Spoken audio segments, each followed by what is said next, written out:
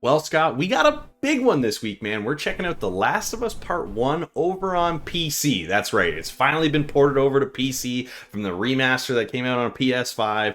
And let me tell you, we're getting greeted with some mixed thoughts on how this one's launched. I mean, you and I are both playing on, we'll say, older PCs. I'm on a 2060. I believe you said you were on a 1060 as well.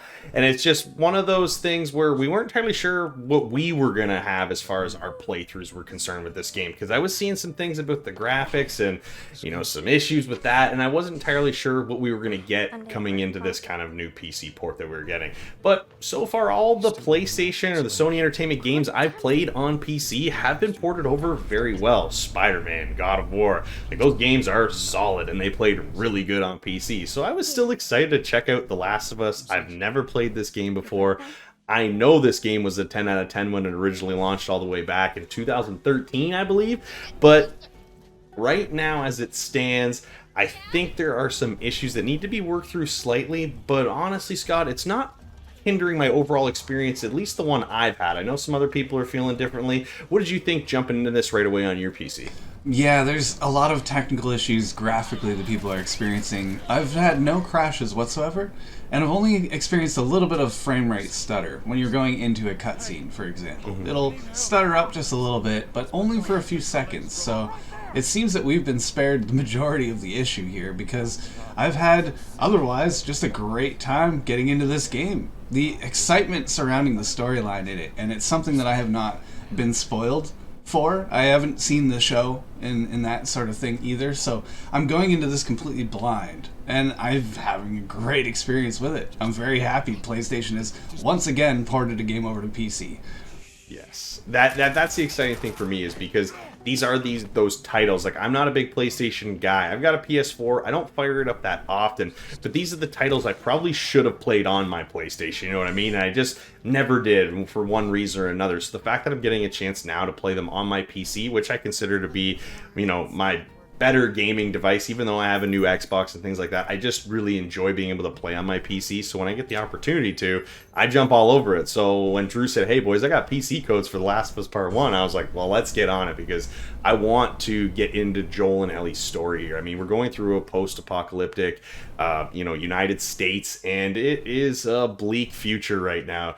The cordyceps fungus has taken over, and we've got, infected people everywhere. And the idea is Joel is trying to escort Ellie to safety and hopefully a little bit of reprieve from this terrible world that they're currently living in. And that's really where this game gets you. I mean, any issues that people have been having so far aside, this game is based on the story and the characters and the way the story is told. But unfortunately, the general public has had issues, especially early on, with, like you said, a lot of graphical problems.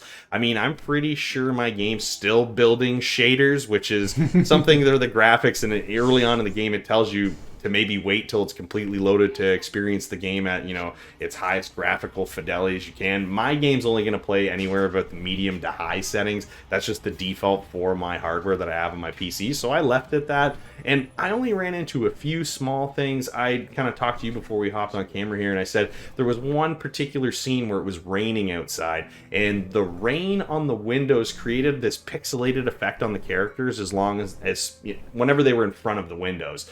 And I mean, it didn't look great, but it was a cutscene, and it didn't really pull me out of what was going on in that particular moment, but it isn't overly enjoyable to look at. And I understand why people are somewhat upset here. We're getting a lot of really good Sony Entertainment ports over to PC, and the expectations and the standards are set fairly high. So when a game like this comes over and it is riddled with issues, I mean, we're not having as many as maybe other people are, but the issues are there and they're prevalent, and it's affecting how people are enjoying their experience.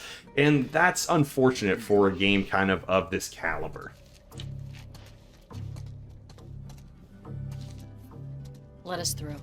You guys need to turn around and head back. Absolutely. I have issue with a lot of the little bit of coloring, a little bit of lighting here and there in cutscenes, like I said, but other than that, there's really nothing holding me back from getting into this really raw and brutal story. It's, like you said, the world has progressed in kind of uncomfortable in today's day, actually, the way things are shaping up to look in this game for Joel and Ellie as they move throughout the dark, humanity parts of it. It's all shown really well in the way there's different factions that come in, and you're running away from some fights and you're sneaking through others, and there's a lot of real interesting grit that goes behind that. When you see Joel grab one of these guys and that guy is not waking up tomorrow, it's brutal, and you see that brutality.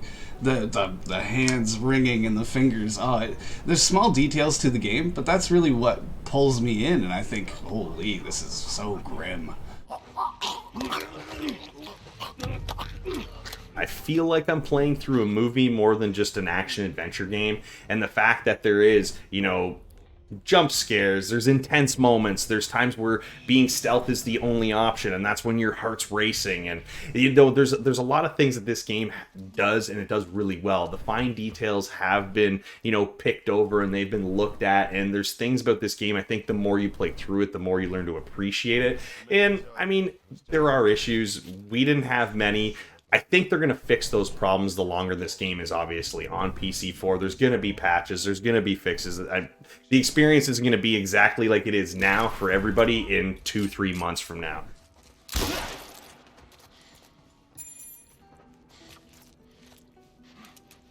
Well, Scott, our time with The Last of Us Part 1 is coming to an end.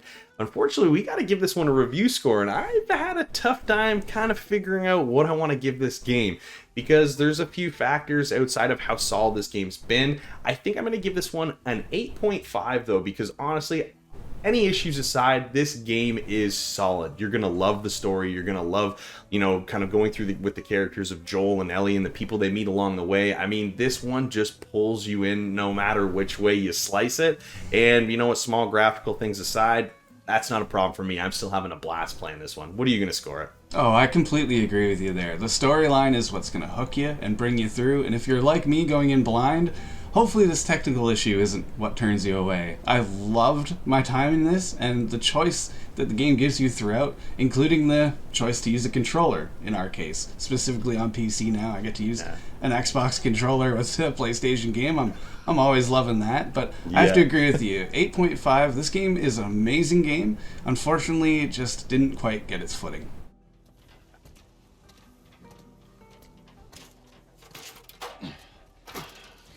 Ladies first.